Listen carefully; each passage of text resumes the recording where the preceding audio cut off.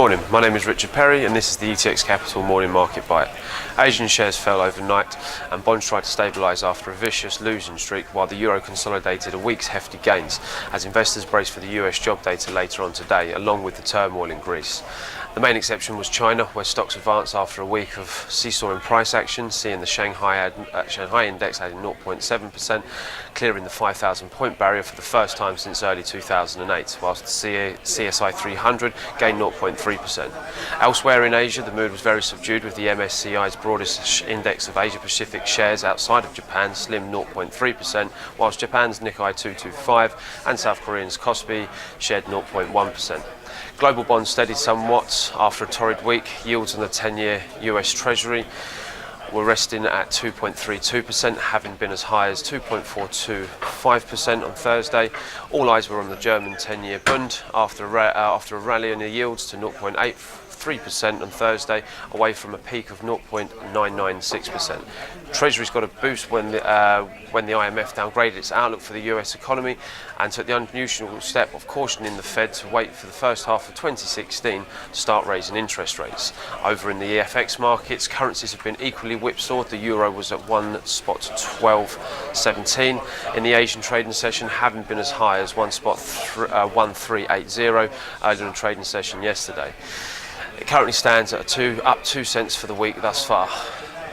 The euro also steadied against its Japanese counterpart at 139.56 against the yen, not far from its 5-month peak of 141.06. The dollar held at 124.46 against the yen, having bounced between 123.76 and 124.68 in the past couple of sessions.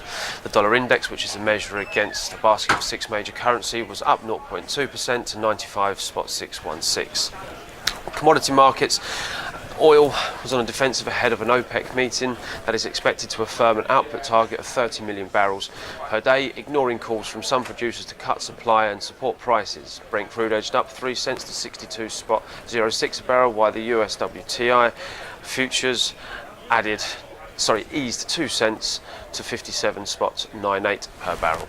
London copper was set to rack up its third weekly loss in a row on expectations of a summer slowdown, while nickel, due to the log in the biggest climb amongst base metals as traders bet on dwindling ore stocks. Over in the equity markets here in the UK, Halfords, the British car parts, the bicycle retailer, posted 11.4% rise in full-year profits as a push to improve customer service and expand its cycling range helped reach its £1 billion revenue target a year ahead of the schedule. The shares are currently trading up 1.58% to 494.57. Lloyds Banking Group has been fined £117 million for failing to hand in its complaints about the mis-selling of loan insurances between March 2012 and May 2013. The shares are currently up 0.2% at 87.78. Key data releases today include the EU GDP, Canadian unemployment, along with the key US jobs data, Nonfarm payrolls, with the market consensus of 225,000 jobs to be added in the month of May. This will be released at 1:30 this afternoon. Currently the FTSE is down 5 at 68.38, while the DAX at 11.277 and little changed.